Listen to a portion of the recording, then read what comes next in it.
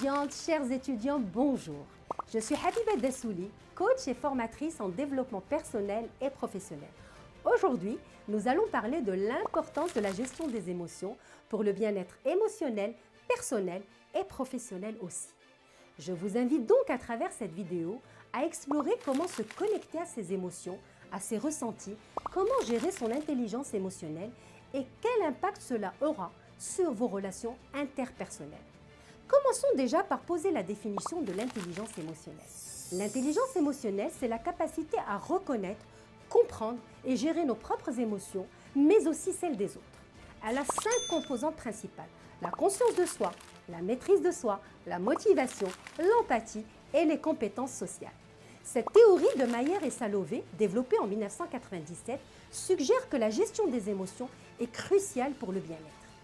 Finalement, nos émotions sont en quelque sorte un baromètre qui fluctue selon les émotions auxquelles nous devons faire face quotidiennement. Être intelligent émotionnellement, c'est savoir garder les yeux sur ce baromètre de nos émotions et celles des autres. C'est savoir nommer les émotions ressenties, savoir les satisfaire pour pouvoir les maîtriser. L'intelligence émotionnelle est essentielle car elle nous aide à naviguer dans nos relations, à gérer le stress, à prendre des décisions, à communiquer efficacement et à atteindre nos objectifs personnels et professionnels. Elle est aussi importante que l'intelligence cognitive, sinon plus, pour réussir dans la vie.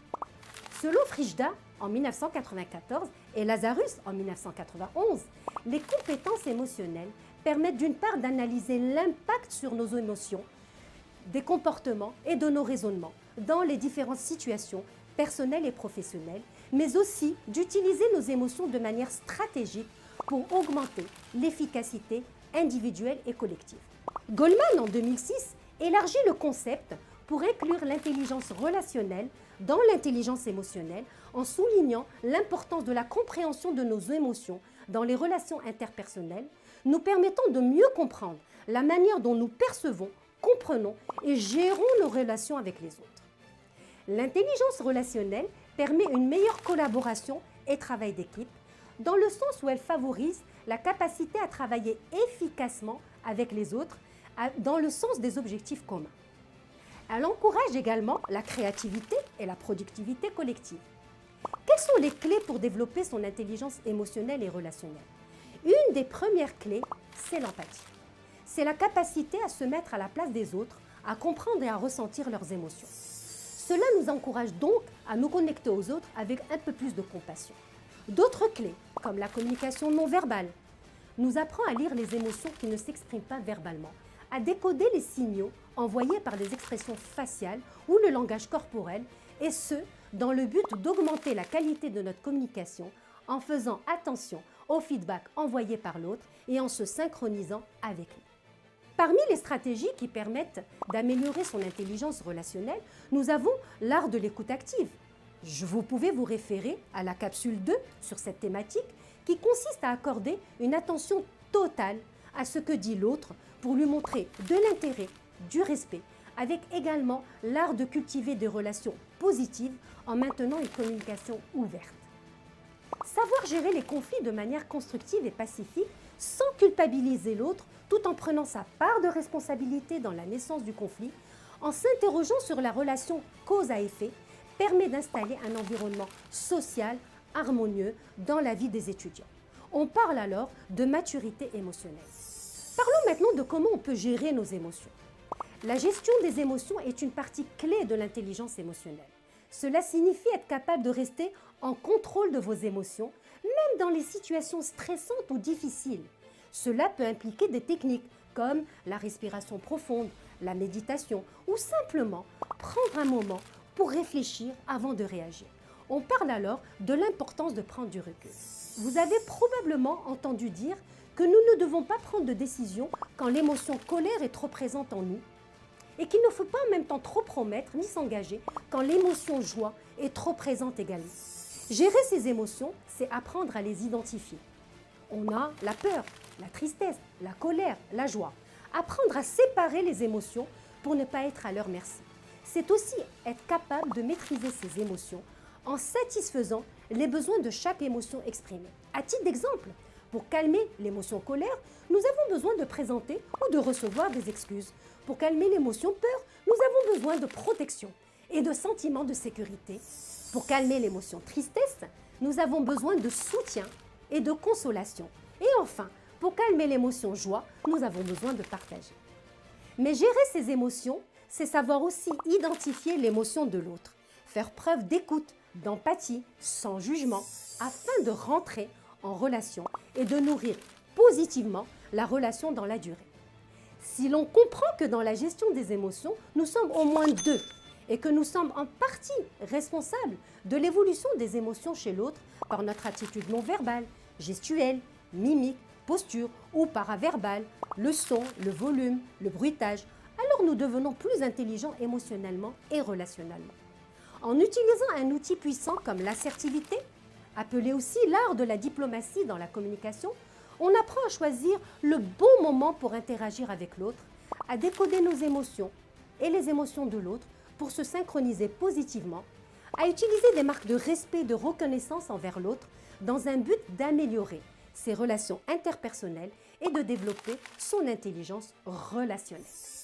Parlons maintenant du bien-être personnel et professionnel avec l'intelligence émotionnelle. L'intelligence émotionnelle contribue également à notre bien-être personnel et professionnel. En effet, en comprenant et en gérant nos émotions, nous pouvons améliorer notre santé mentale, renforcer nos relations et augmenter notre satisfaction au travail. Si on en revient à la pyramide de Maslow en 1954, on voit que la réalisation du potentiel personnel est un aspect clé de la hiérarchie des besoins, nécessitant la poursuite de la croissance personnelle et de la réalisation de soi. Ceci consiste à une gestion efficace de nos relations, à la capacité que nous avons de prendre des décisions judicieuses à l'égard de notre propre comportement et de savoir à quel moment il faut affronter, garder le silence, réconforter et soutenir, toujours en gardant en tête de préserver la relation. On parle ainsi de choisir ses combats. Certaines situations se règlent d'elles-mêmes en adoptant un silence de circonstance afin de faire retomber la colère de l'autre. Dans d'autres situations, il faut soutenir, il faut réconforter pour réduire l'émotion tristesse chez l'autre et préserver la relation. Se comporter ainsi, adopter la bonne stratégie pour chaque situation, c'est être en pleine conscience dans l'utilisation de notre intelligence émotionnelle et relationnelle. En conclusion, on peut dire que l'intelligence émotionnelle est une compétence essentielle que nous devrions tous chercher à développer. Elle peut nous aider à vivre une vie plus équilibrée, satisfaisante et réussie. Merci de m'avoir écouté aujourd'hui et j'espère que vous continuerez à explorer et à développer votre propre intelligence émotionnelle et relationnelle. N'oubliez pas de répondre au quiz à la fin de cette vidéo et je vous dis pour ma part, à la prochaine!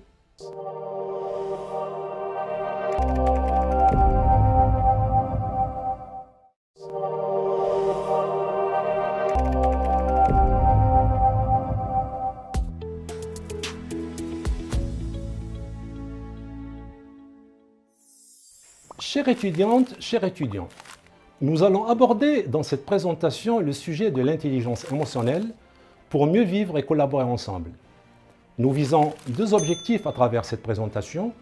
Le premier, c'est comment utiliser l'intelligence émotionnelle comme une compétence au service de son propre développement personnel.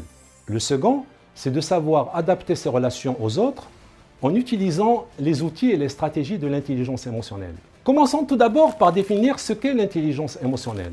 L'intelligence émotionnelle englobe la capacité à percevoir ses propres émotions, comme la joie, la peur, la tristesse ou la colère, qui sont nos émotions de base. Ensuite, après leur perception de notre part, il s'agit de les maîtriser et les réguler pour en faire une sorte d'automotivation. Il faut ajouter à cette dimension l'empathie, c'est-à-dire la capacité de ressentir ce que nos interlocuteurs ressentent, pour arriver à adopter des relations interpersonnelles saines. Au niveau pratique, l'intelligence émotionnelle nécessite pour chaque personne de commencer par décrire avec justesse et précision l'émotion ressentie dans une interaction pour réagir ensuite d'une manière appropriée. Autrement dit, chacun doit avoir dans son répertoire intellectuel un lexique qui décrit la nature de chaque émotion, afin d'éviter les fausses interprétations génératrice de malentendus et de conflits. Nous allons donner une description sommaire des 4 émotions de base. La première émotion est la colère. C'est une réaction à la frustration et à l'injustice. Elle indique à l'autre les limites à ne pas dépasser et nous sert à défendre notre territoire physique et psychologique, nos droits, nos valeurs. La colère induit une demande de clarification et de réparation face à un préjudice vécu. Elle sert à rétablir l'équilibre relationnel en cas d'offense ou d'injustice et restaurer l'intégrité du sentiment de respect et d'affirmation de soi, de désir de justice et d'équité. La deuxième émotion est la tristesse. Elle est suscitée par une perte, une séparation ou une déception. Elle souligne le vide et l'absence. Les signes les plus classiques de la tristesse sont les pleurs qui, en soulageant de la tension, nous aident à effectuer le travail d'acceptation de la réalité. La tristesse est la réaction adéquate chaque fois que nous devons tourner la page du passé. C'est une étape normale du processus du deuil humain. La troisième émotion est la peur, qui est un signal d'alarme, qui permet de prévenir une situation désagréable ou une menace réelle. Elle mobilise l'organisme face à un danger en mettant en alerte l'essentiel de nos sens qui sont tournés vers l'extérieur pour la mise en place d'une protection ou d'une nouvelle stratégie d'adaptation. L'organisme se prépare alors à affronter le danger, à fuir ou à inhiber tout mouvement pour se protéger. Il faut signaler que la peur se distingue de la terreur qui paralyse, de l'angoisse expression d'un conflit interne ou de la phobie qui est une angoisse face à une situation spécifique. Il faut signaler aussi qu'il y a deux sortes de peur. Celle qui est déclenchée par un événement ou un élément extérieur et celle qui est acquise à travers de longs et anciens processus d'apprentissage, souvent traumatisants. La peur est ainsi associée à la représentation que l'on se fait du danger. On peut dire alors qu'elle est le produit de l'esprit, c'est-à-dire de l'imaginaire, et non du corps, c'est-à-dire ce qui est perceptible réellement. La quatrième et dernière émotion de base est la joie. Elle est l'émotion qui exprime la réussite de l'achèvement et de l'intimité. Elle est à la fois chaleur, ouverture et élan affectif. La joie est une émotion qui exprime une motivation et révèle l'énergie interne. C'est une émotion qui se différencie du plaisir, de la passion et du désir. La joie couronne nos efforts, qu'ils soient physiques par exemple à travers le sport ou psychologiques. Elle stimule la créativité, favorise la prise de décision et pousse à davantage d'audace maîtrisée. Elle désinhibe sans pour autant effacer les risques identifiés. La maîtrise, la gestion et la régulation des émotions exige de la part de chaque personne l'adoption d'une démarche ordonnée d'analyse des situations vécues pour agir par la suite avec un maximum d'efficacité. Cette démarche exige 3 préalables. Le premier consiste à établir son profil émotionnel pour identifier dans quelle catégorie vous vous situez. Est-ce que vous faites partie des personnes qui se laissent submerger par leurs émotions, se privant ainsi de toute possibilité d'instaurer et de développer des relations paisibles avec leur entourage?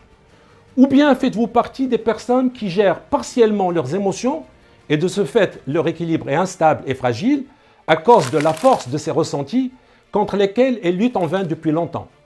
Ou bien faites-vous partie de la troisième catégorie? Vous identifiez et analysez aisément les émotions qui vous animent, la perception que vous avez de votre environnement et votre empathie sont incontestablement des atouts qui vous permettent de vous différencier. Le deuxième préalable, c'est d'identifier les situations qui provoquent de l'émotion, soit par manque de temps, manque de choix ou renoncement à faire. Enfin, le troisième préalable, qui consiste à repérer dans les situations que vous vivez les comportements émotionnels qui posent problème. Questionnez-vous sur ce que vous ressentez et sur ce que vous dites. Le simple fait de nommer vos sensations et vos ressentis suffit à faire baisser l'émotion et à faciliter le changement. Comme tout entraînement, il faut se dire que c'est dans la répétition que s'installent les automatismes. Quotidiennement, dans des situations problématiques qui vous empêchent d'être efficace ou qui génèrent trop d'émotions, posez-vous ces questions. Quelle est la nature de la situation? Qu'est-ce que je me dis intérieurement? Qu'est-ce que je ressens? Comment est-ce que je me comporte? Comment est-ce que je vois les choses? Quelle est la réalité de la situation? Quel est mon rôle? Qu'est-ce que je peux faire dans cette situation? Que pourrais-je faire autrement? Cette prise de recul émotionnel procure un sentiment de contrôle des situations et de la vie en général. Distinguer ce qui est contrôlable de ce qui ne l'est pas permet d'agir plus efficacement et de ne pas s'épuiser inutilement. Le temps est une contrainte. Il faut composer avec en sortant de son emprise émotionnelle plutôt que de la subir. Nous pouvons conclure en disant que les émotions sont vos alliés, à condition de savoir les gérer et les réguler.